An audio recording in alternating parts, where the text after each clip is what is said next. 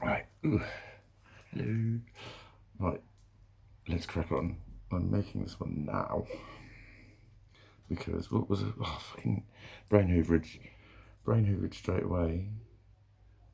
Even on some of the things I was really what was I going to talk about is angel card reading tonight.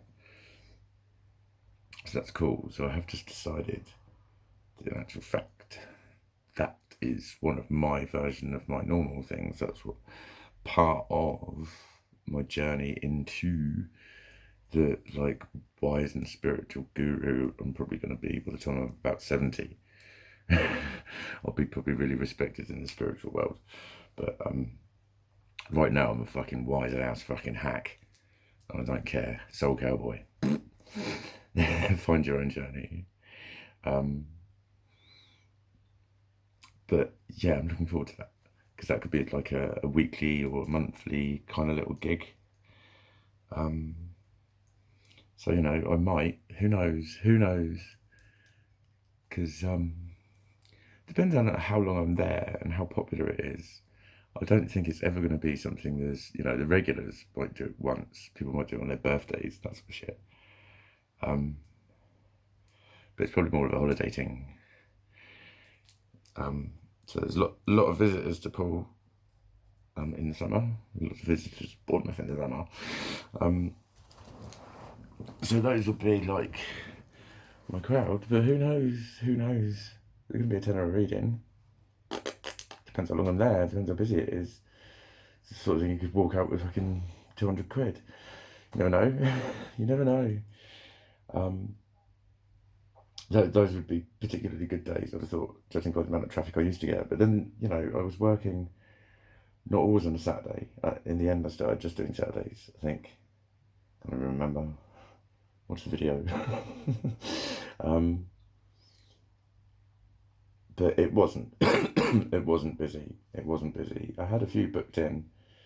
But then the thing is, with something like this, even when people book it in, it's always a pencil arrangement. Always a fucking pencil arrangement.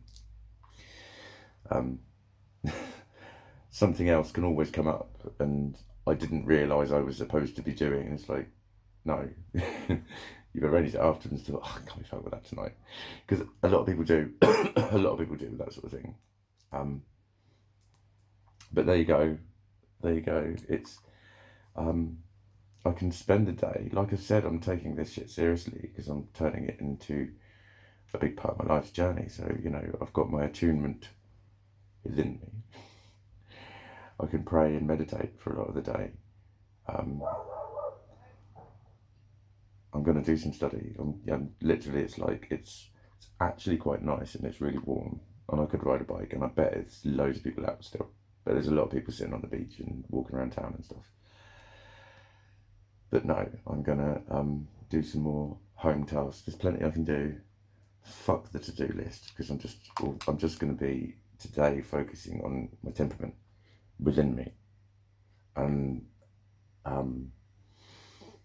connecting with that vibration, that energy, and connecting with the cards. I'm looking at the cards now; they just lit up and they spoke to me. But there's that other pack, and again, it's all that stuff that's practice. Like a guy asked me, he's a really interesting guy, and he does a lot of crystal healing. And so I knew with him, I've spoken to him before, and he's got a very deep fascination with a lot of stuff. And so he asked me like 3 questions in one or something, and I knew he would read and appreciate the answer. But he was asking, what were the, are you feeling the benefits of it? And it's like, that was an interesting question because it's like, well, there's not always benefits. There's not always benefits, not straight away. Not straight away. They call it a crisis of healing. And when you've had a big sort of dose of Reiki, it's 3 days per chakra.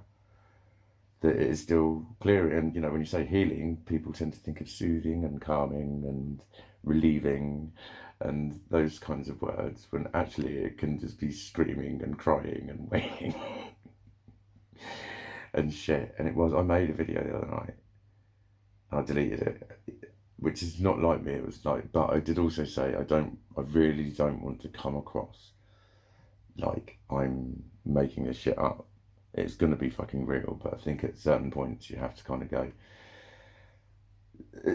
you know, it's everyone's always sort of subject to interpretation, aren't they? Do you know what I mean? And I know a lot of the things that I get upset over are to most people ridiculous, and they respond as such. That's, you know, that's what I've learned. People can say they understand mental health, but they don't see a symptom when it happens. They see an annoying behaviour and they respond to it. I know I've said it before. I'm going to say it again because that's one of the sort of fundamentals.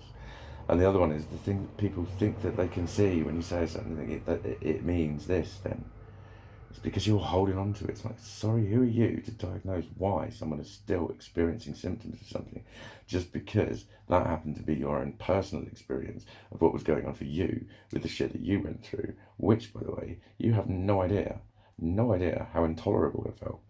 Don't think of it in terms of magnitude. Think of it in terms of toleration, its effect upon you.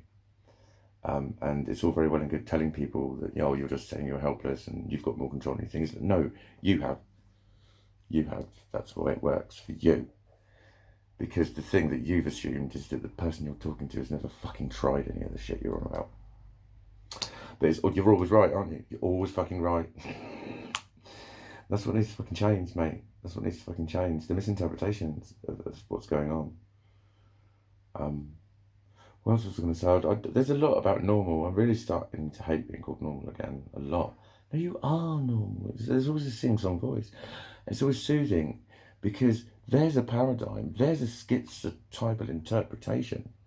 When I say I'm not normal, you hear I'm saying I'm not normal, and that really bothers me because I feel excluded, and I need comfort and sympathy because I'm actually demonstrating how upset I am. And it's not at all. You're wrong. But you won't listen to me because as soon as you start soothing, I start to try and interrupt, and straight away, I'm not listening. 2 misinterpretations of me. Total misinterpretations. I know I'm not normal because the amount of times I get to the point where things are really bugging me and people just give up on me, or not in a really horrible way. They go, mate, I don't know, why are you spending this much time on it? And it's things that to me are just so incredibly fucking normal. Incredible. Why don't you fucking see why I'm fucking pissed off, you dickhead? There's a total mismatch in what's going on emotionally for me and how the emotional state that I'm in.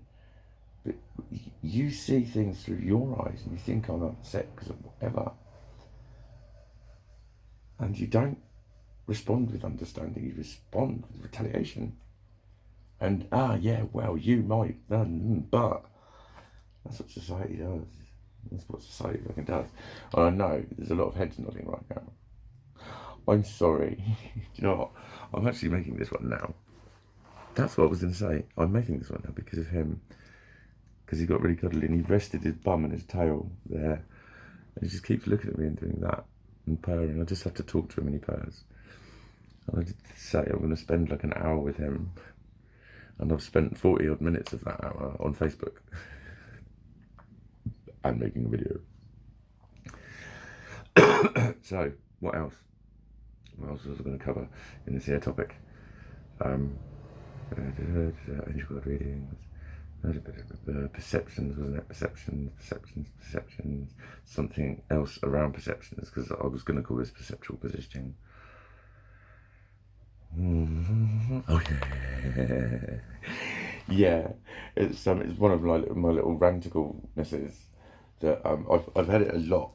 I've had it a lot recently, where a lot of people say I'm just like you, and I'm just thinking, right, because what you can see is what you're hiding inside you. Okay, this is the fucking tip of my fucking iceberg, darling. Seriously, you don't know how much the lid is still on. But that's like me just being sort of joculational, fucking joking. Because quick, get it back. My behaviour. I've been a lot less give a fuck about how I'm coming across. I've been almost ignorant, which is what that word sort of truly means. That's what it stemmed from. It's when you purposefully ignore something when it's happening, whatever. Psychopathy. That's ignorant. What? So? it doesn't mean you're thick. A lot of people think, ignorant, when someone's going to sew, it means they're ignoring what's happening around them, or your the effect upon you that something's happened, of what's happening. Um, but like I said, there's been quite a bit more laughing at me a little bit, or sort of a fascinating thing. But fucking hell, I was filmed yesterday. There was a couple of really nice ladies. They just sat down. There was a black lady and an old white lady. Not old, which is quite old, I reckon. Um, but she was loving it. She was loving it, and they were just sitting there, and I didn't realise. Well, I think they had been sitting there, and I was wondering if I'd wrecked their vibe, because the black woman had glasses on, so I couldn't really see. But she was just looking, she was enjoying it, and she was like, "Mate, we've been loving the party. You might have made us get a parking ticket." They were really nice. Um, there was some opposite. They were a little bit with me, and they were like asking how long my battery would last. And it's like, basically, you're going to provide the backdrop, the musical backdrop for our entire evening. How long's that battery lasting? Because we want to know if we want to stay. But it was like literally people would. It was the fact that normally people just film me to my face. It's just like that. And quite often you just get people just do that as they walk past, and you know what it is. They just put it on Snapchat, and it'll be gone 15 seconds later, or 10, whatever, however many seconds it is, it's gone. It's just their story or something. They're walking around. But this was like people are starting to keep looking back at me, and then they're filming from like 15 meters away.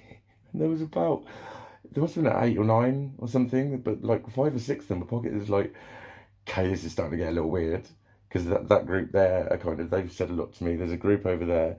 There was one absolutely fucking gorgeous hippie chick. She was gorgeous and inside and out gorgeous. And she kept smiling with just the most. I could feel her fucking eyes from, I would say, 25 meters away. I could fucking feel them. It was like the warmness of her. Plus, she was way fit. Anyway, I'm allowed to look. Um, but yeah, you kind of have to just crack on. Sometimes, like when people are dancing, I'm like, I just do that to the camera. If I know it's a few seconds sort of shot, I just get just having fun. And sometimes they say stuff to me, and I'll just say something back. Sometimes I don't. Um, but I'm generally quite interactive. Whereas more and more recently, I've just been closed right off. Just thinking I'm fucking and like a lot more just wiggling my fucking ass, or just doing little fucking hand slaps. Shit, that's just being fucking a dick. Just being a bit of a dick. Being totally me. That's another, just quickly. I commented on a Facebook thing. It is really quite baffling. There's a Mikey logic to that. Keep being you. Keep being. So I've fucking born me. Didn't like. This isn't something I'm trying to be being, and that I need help with the maintenance thereof. This is something that fucking happens anyway within me, and the energy has to come out. I'm always fucking baffled, but then I know that I'm a fucking cartoon character in a lot of ways. I like being a cartoon character. Um, I like being a sideshow for people. I know there's a lot of people that just egg me on a little bit, charm me a little bit, because I make their day more interesting at work. My girls in shops friends. I've got lots of girls in shops friends, and I'm just a comedy sideshow. I just make them laugh, and it's endearing to me. um, but yeah, like I don't get it though. Keep being you, keep being you, because we like it. That's what it means, and maybe it's a recognition that it must be hard to be you because you probably get persecuted a lot. There's probably a lot of that to it. And again, this is one of those times where I say, I can see your point of view. Why can't you see mine? It's a good example of it. That's not even an exact. Hang on, there's a new one. Very good example, Mikey. Thanks, Mikey. That was an example, not an analogy. An analogy. An analogy. Um, but yeah, no, I've been just letting more of my behaviour out, and I think that is partially what people mean when they say keep being you, keep being you. It's like I already was. already was. It's just more of me that you can see is all, my dear. Um, was fucking fed up with people telling me that I wasn't trying. And like, I'm still trying impossibly quite hard a lot of the time. And that's, I can dance for 4 fucking hours, mate. Pretty much in one spot. It has happened. Or I've done like an hour and a half and then a 10 minute, I'm either riding my bike or dancing. A lot of energy has to come out.